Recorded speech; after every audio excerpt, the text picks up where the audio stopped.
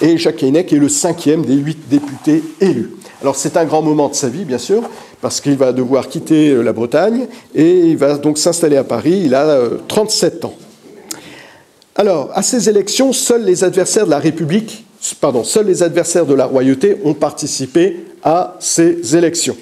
En effet, les nouveaux élus semblent tous adhérer à la République.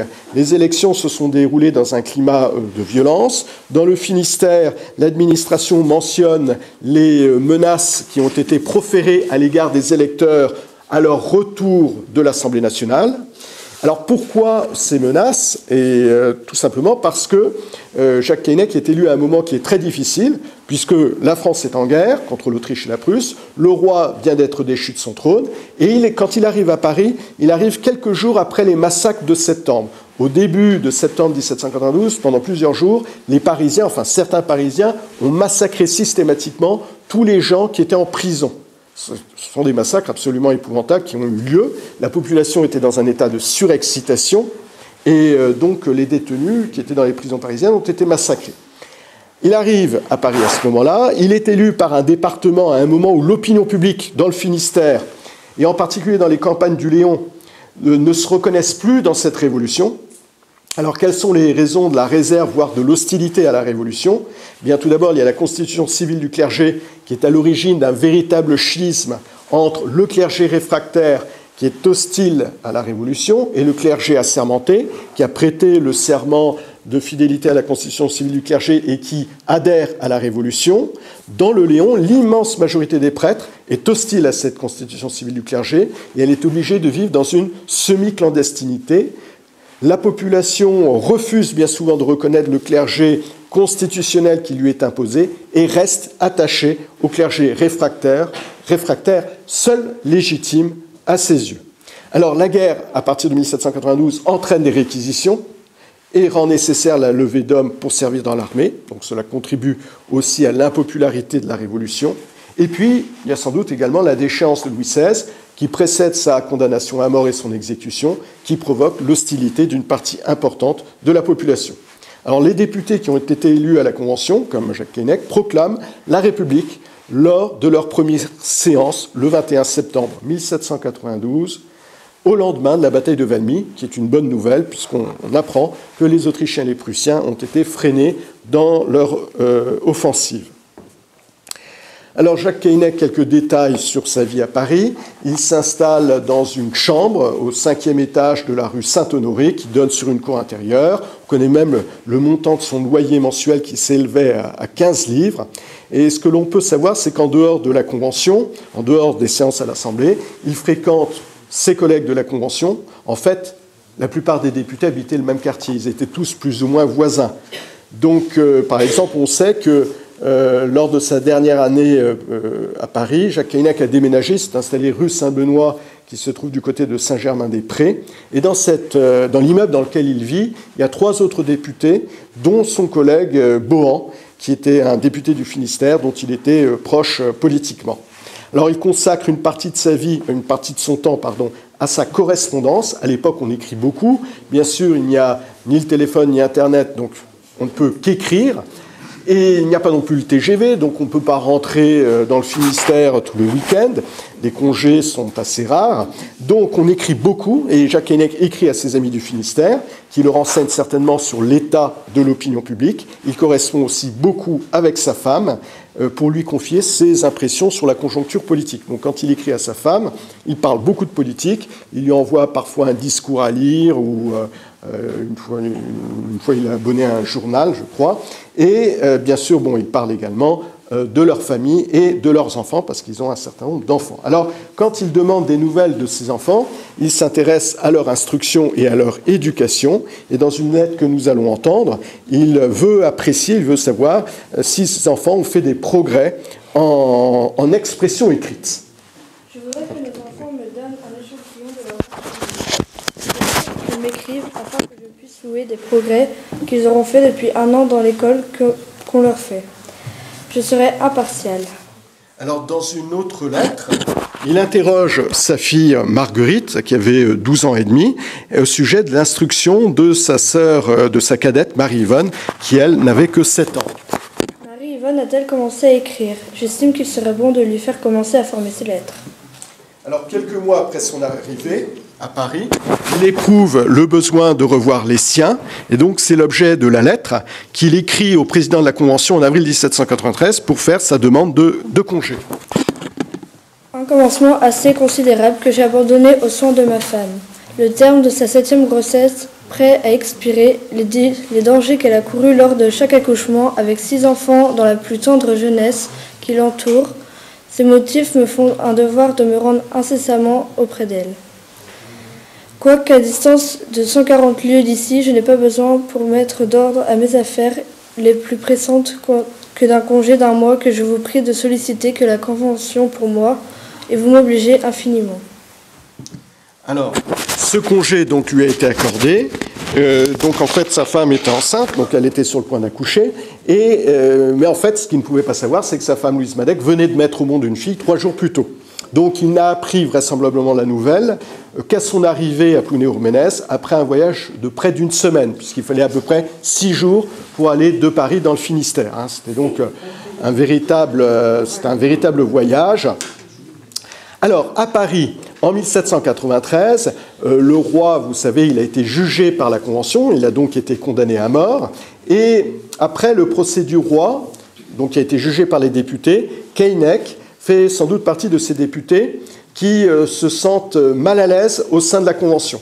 En effet, il s'est opposé. Alors, Jacques Keinec a voté la culpabilité de Louis XVI, considéré que Louis XVI était coupable, mais il ne s'est pas prononcé. Il s'est prononcé contre la mort du roi, puisqu'il a voté la condamnation du roi à une peine de prison. Il souhaitait l'emprisonnement du roi et non pas sa mort.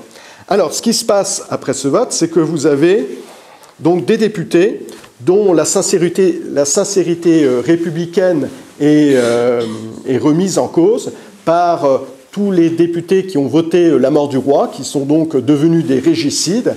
Et la Convention, elle est soumise régulièrement aux pressions des masses parisiennes qui avaient été tout à fait hostiles à toute clémence envers le roi. Et vous avez régulièrement à Paris des émeutes à l'instigation de la Commune de Paris. Et en particulier, vous avez des émeutes au mois de mai et de juin 1793 pour contraindre la Convention, qui est terrorisée, parce que ces contraintes, elles se font par la violence, par la force. La population, elle est armée pour obliger la Convention à voter la mise en accusation de 29 de ses élus, des chefs de la Gironde, c'est-à-dire le camp qui avait été le moins hostile au roi. Et après ce coup de force, donc il y a 29 députés qui se retrouvent en prison, après ce coup de force, 75 députés, de crainte de voir que la Convention ne soit complètement dominée par la montagne, lancent un appel à la province pour dénoncer la dictature parisienne et montagnarde. Et Jacques Keinec fait partie de ces 75 députés qui ont signé cet appel à la province. Et cela va lui coûter très cher, puisque les députés signataires sont arrêtés au mois d'octobre 1793, et c'est le début d'une longue captivité que Jacques Keinec va connaître pendant 13 mois dans les prisons de la capitale, puisqu'il va être amené à changer de prison pendant cette période de la Révolution qu'on appelle la Terreur. Alors, les épreuves de sa captivité nous sont connues grâce au récit qu'il a fait à sa femme en décembre 1794, 2 mois après sa libération. Donc on va vous lire ce qu'il écrit en introduction. Je me rappelle que depuis le 10 Thermidor, c'est-à-dire depuis qu'il s'est permis de penser et d'écrire, j'ai échappé dans une de ces lettres que je t'ai adressé ces mots. Tu ne pourras te faire une idée des maux que je souffert pendant ma détention.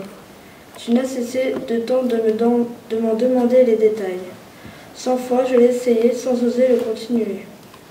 Je me détermine afin de retracer quelques faits dont moi et mes collègues députés détenus avons été témoins ou victimes. Ils me serviront de notes sur les événements les plus remarquables de ma vie. L'histoire y suppléera, c'est son domaine. Alors tout au long de son récit, Keinec insiste sur les conditions de sa détention, la brutalité des geôliers, l'absence d'hygiène, les mauvaises odeurs. Le régime de la prison ne permettait qu'un seul repas qui consistait à une demi-bouteille de vin falsifié, 3 ou 4 onces de viande dans une portion de légumes dont la malpropreté était dégoûtante. Le pain seul était abondant et supportable. C'était ma seule nourriture. On poussa la barbarie jusqu'à refuser du petit lait aux vieillards et aux infirmières auxquels cette pension ne pouvait suffire. Plusieurs ont été incommodés. Voilà, donc, et puis il évoque également dans une autre prison, donc il évoque également une autre prison dans laquelle il écrit, donc les bénédictins anglais, et à propos de cette prison, il écrit On a été exposés de manger avec des fiévreux, des scorbutiques et des galeux qu'on différa de transférer malgré les réclamations réitérées qui furent faites. Alors Keinec évoque également l'agonie d'un de ses compagnons d'infortune, d'un autre député, qui va mourir pratiquement sous ses yeux. Nous ne pouvions que contacter des maladies ou dans un endroit aussi infect et aussi malsain. Notre collègue Doublet, député de la Seine inférieure, cultivateur, il fut attaqué d'une fièvre putride après avoir langui parmi nous pendant 3 semaines sans autre secours que ceux que nous pouvions lui donner. Après avoir sollicité inutilement sa translation dans une maison de santé, il fut transporté à l'infirmerie de la prison malgré notre répugnance à l'y voir entrer. Il était déjà sans connaissance. À peine voulut-on nous accorder de voir notre infortuné collègue et sa femme que la nouvelle de sa maladie avait appelé à 30 lieues, n'obtint la permission de voir son cher époux qu'à ses derniers moments. Il ne cessait de crier dans ses convulsions « Ah, scélérat de Robespierre, tu m'assassines !» Alors, la chute de la montagne, c'est-à-dire des montagnards, les partisans de Robespierre, semble avoir été un tournant dans la détention de Jacques Keinec. Il y fait allusion dans l'introduction de son journal, que vous avez entendu à l'instant, en évoquant le dit Thermidor. Le dit Thermidor de l'an 2, c'est le 28 juillet 1794, et c'est le jour où Robespierre a été exécuté. À la fin de son récit, il évoque donc les événements de cette journée.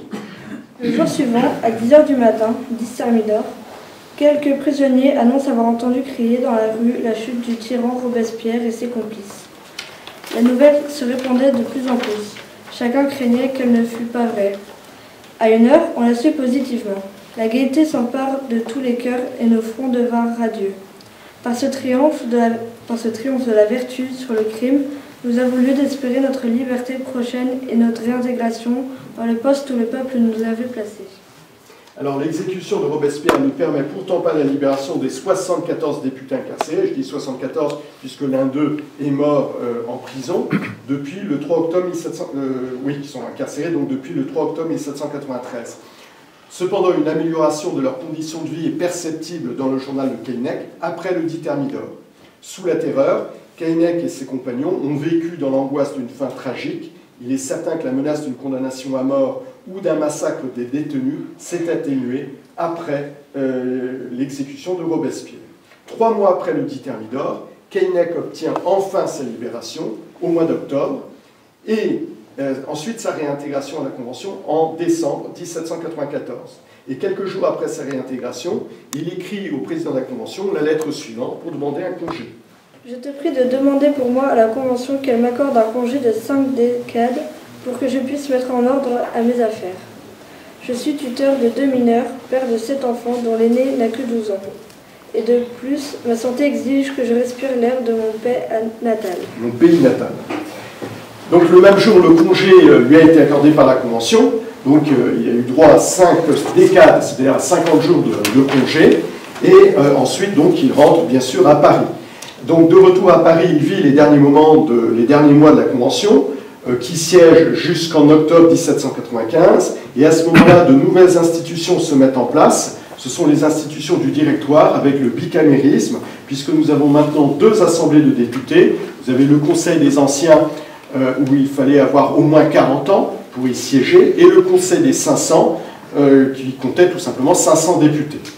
Un décret adopté par la Convention, peu avant sa dissolution, prévoit que les 2/3 des futurs députés, c'est-à-dire 500 sur les 750 que devait compter le Conseil des Anciens et celui des 500, les 2/3 des députés de la Convention devaient siéger à nouveau dans les assemblées du directoire. Alors ce décret a permis à Keinec de siéger au Conseil des 500 Dans les départements, les collèges électoraux se sont réunis pour réélire un certain nombre de conventionnels, mais ces collèges électoraux n'en ont pas réélu suffisamment. Donc, que fait la Convention dans ces derniers jours? Eh bien, elle décide de repêcher un certain nombre de conventionnels qui n'avaient pas trouvé grâce aux yeux des électeurs pour leur permettre de continuer à siéger dans les assemblées du directoire. Et c'est ainsi que 104 conventionnels ont été repêchés, dont Jacques Keynet, qui est le 99e député à être repêché, donc il a bénéficié, on ne va pas vraiment dire que ce soit une réélection, mais en tout cas d'une désignation tout à fait médiocre et fort peu démocratique. L'unité de ces députés n'avait bien sûr donc aucun caractère démocratique. Elle reposait sur la nécessité de préserver les acquis de la Révolution face à la réaction royaliste qui se dessinait dans le pays et qui pouvait espérer conquérir le pouvoir. En effet, les royalistes étaient peut-être majoritaires dans la population. Alors, de retour en Bretagne,